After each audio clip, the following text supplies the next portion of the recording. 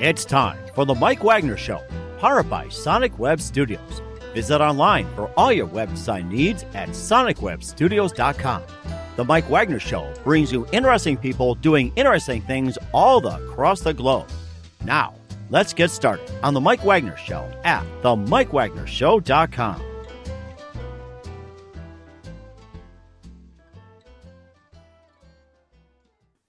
Hey everybody, it's Mike from the Mike Wagner Show, powered by Sonic Web Studios. Visit online at sonicwebstudios.com for all your needs. Looking for a professional website without breaking a budget? Sonic Web Studios is the answer. Sonic Web Studios offers fast, affordable custom web designs that blow the competition away. Call today at 1-800-303-3960. That's 1-800-303-3960. Or email to support@sonicwebstudios.com. Mention the Mike Wagner Show, get 10% off your first order. Sonic Web Studios, take your image to the next level. We also have a new sponsor of the Mike Wagner Show, brought to you by the Evan Fine of Senior Reserve Group. When you start thinking about retirement, who are you going to call about Medicare? Why call the best? Evan Fine of Senior Reserve Group specializes in Medicare, health, and long-term care insurance. Evan can be reached at 1-800-650-9357. That's 1-800-650-9357. Or email to evanfine@seniorreservegroup.com. Evan is licensed in New Jersey, New York, Pennsylvania, Connecticut, Delaware, South Carolina, and Florida. Also, the Mike Wagner Show can be heard on the MikeWagnerShow.com. Also, on Facebook at facebook.com/The Mike Wagner Show. You can also download and listen on SoundCloud, Spreaker, Spotify, iHeartRadio, and watch the interview on YouTube as well. Well, we have a very interesting guest coming from the Pacific Northwest. He's a pastor, a watchman, a musician, and he is also a host of a very special program and a forum called The Watchman's Cry for many years. He's also appeared on Hagman and Hagman and True News with Rick Wiles and quite a few other programs. And, of course, you think of The Watchman, you think of being on the Watchtower with Jimi Hendrix. However, this guy is the anti-version of Jimi Hendrix. He watches out for things to come, what is going on, reports about it, and tells people what to do. So this is a very interesting program. Please welcome, ladies and gentlemen, high atop the Watchtower from the great Pacific Northwest, not Jimi Hendrix, but Nathan Leal. Nathan, good morning, good afternoon, good evening. Thanks for joining us, and God bless you. Well, it's great being there. Oh, man, I love your introduction. That was colorful. Yes, he must have been in a purple haze when he was singing it, but then when he came up to you and said, "Hey, Joe, you're messing," he goes, you may want to go in a purple haze, and the wind cries merry, and off he goes. So you pretty much have been in the business for a while. You're a pastor, musician, and a watchman, host of the Watchman's Cry for many years. You appeared on Hagman and Hagman and True News with Rick Wiles. But before we get into all that, tell us how you got started in ministry. Well, I come from the traditional background of Christianity. A young child grows up, becomes a teen, gets into the drug party scene, and then has a moment with meeting God. So I met God when I was a teenager 35 years ago, and then because I was into drugs pretty heavily, and he turned my life around, and then from that point on, I wanted to go on the straight and narrow, and then I felt called in my heart to go into ministry, and so 35 years ago, I attended the traditional way to go to ministry. You go to Bible college, and I did that. And then I was involved with the Assemblies of God, the youth pastor, associate, worship, music, all that stuff. And then here we are 35 years later, and I'm now on the internet. I don't have a traditional position at a church. It's all done through the internet. And so I share sermons and thoughts and ideas of what I believe is going on when compared to the biblical worldview. And so I have sermons that I put up on my website, and a lot of people, Mike, there's a lot of shut-ins out there that, older people, sick people, elderly people that can't go to church. So they go to my website and listen to my sermonettes or sermons, and that's what I do. Mm-hmm. And what's the one moment that influenced you into starting the Watchman's Cry? Okay, well, that was 10 years ago.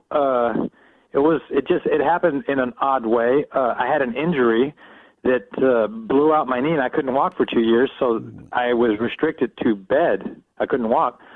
So, and I couldn't contact people or leave the house. I was really bedridden. And during that time in my life, of course, when you're injured, and a lot of people know this, it changes your life, and it affects your income and your ability to be mobile, et cetera. So I was thinking about it. What can I do from home? I can't work. And by the way, I did go to some job interviews in my crutches with a big thing. Can you imagine walking into the HR injured? We'll call you. Thanks for coming. Oh, my goodness. So I was talking to my father, and my father said, you're a preacher, record sermons and put them on the internet, and that's how it was born. And here we are 11 years later. That is amazing, too. And, of course, you've had a following for quite some time. And how many followers have you had so far from the beginning up until now? There's, I've looked at stats and looked at, when I've been regulars on some other shows, there's stats there, and there's numbers that are all over the place. I mean, they get into the thousands, into the tens of thousands. Sometimes when you're on a guest on a show that hits hundreds of thousands, Rick Wiles is in the millions. So I don't know the number, but we do have a footprint now because some of the things I have shared have been controversial. As you pointed out, my website is called Watchman's Cry, Watchtower, Watchman. What does that mean? So that has been an interesting topic because it gets people's attention. They raise their eyebrows and they say, well, what is that? What I thought preachers are just preachers. What do you mean watchmen? So it confuses people or it makes them curious. So they come and listen. And so that's what I do. So a watchman, just to share, if you go back to the old medieval days, the castle wall and they had the moat and the drawbridge and all that, and they would have the tower that was a little taller on the corners. And they would station a guard, a sentinel, or a quote-unquote watchman, and they had their shifts.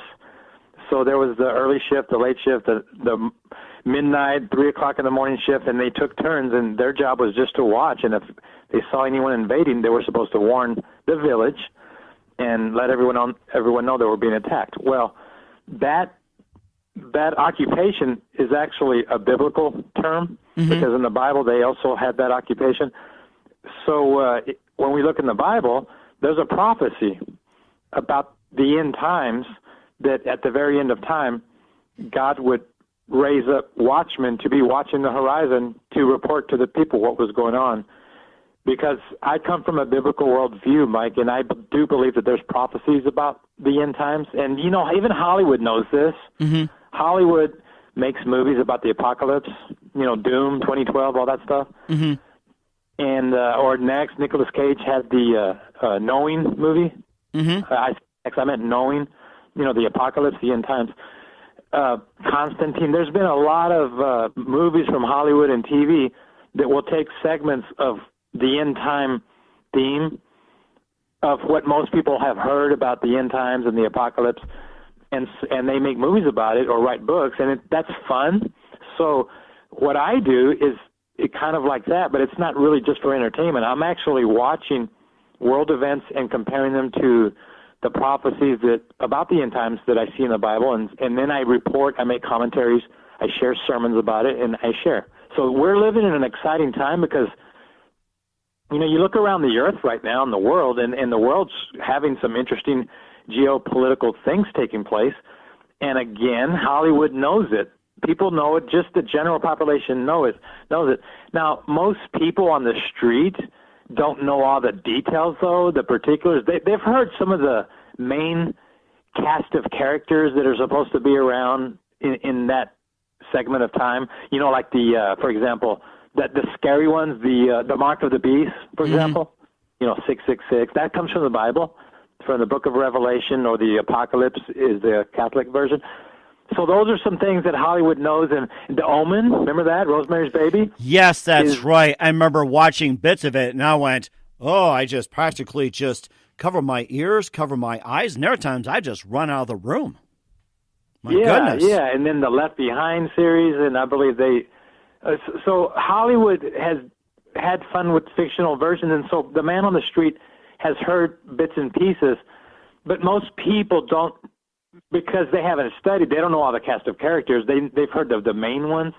So what I do is I try to make that more understandable and bring it home so people can understand the cast of characters. But here's the challenge, Mike.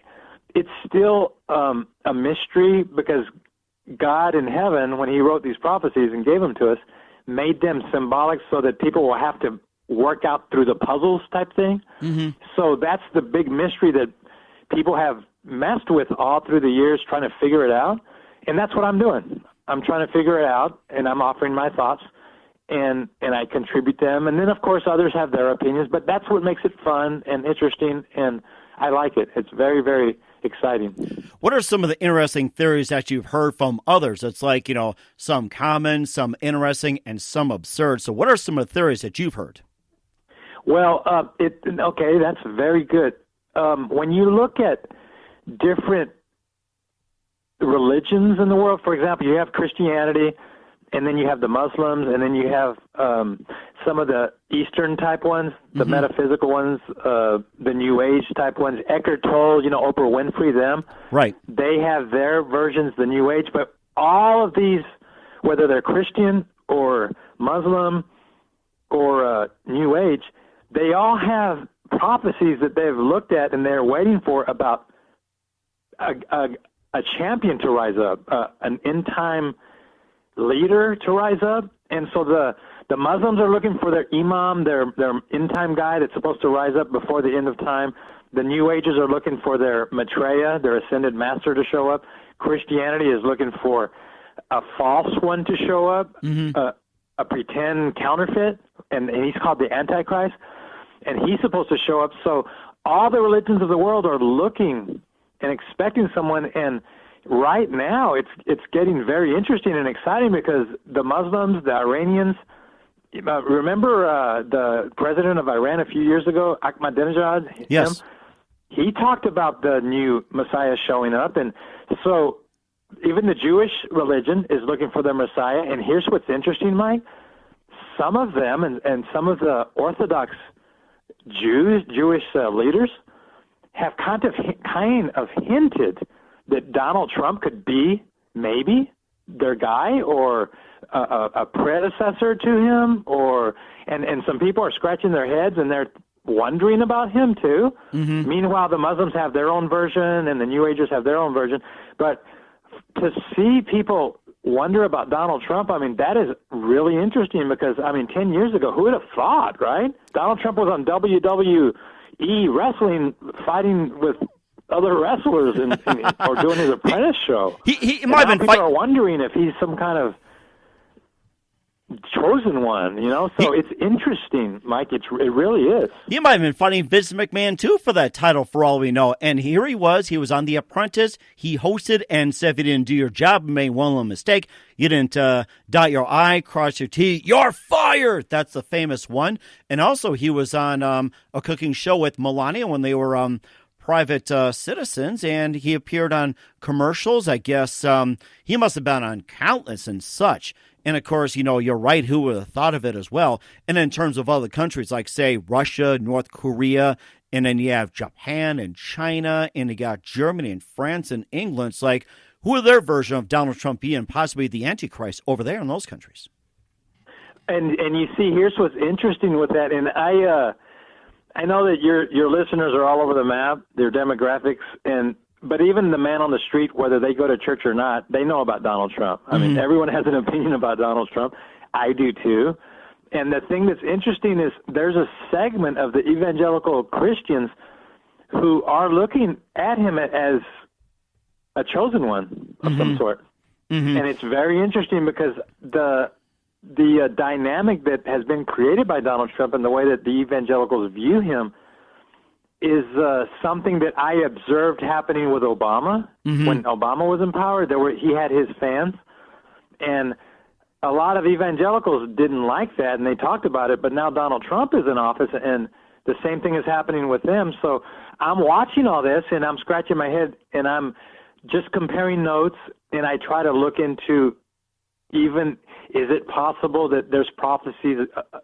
Could he be a prophesied person? So I just put things on the table, Mike, and I visit them, and I examine them open-minded, because who knows? Mm-hmm. We don't know. I mean, God in heaven, I believe he throws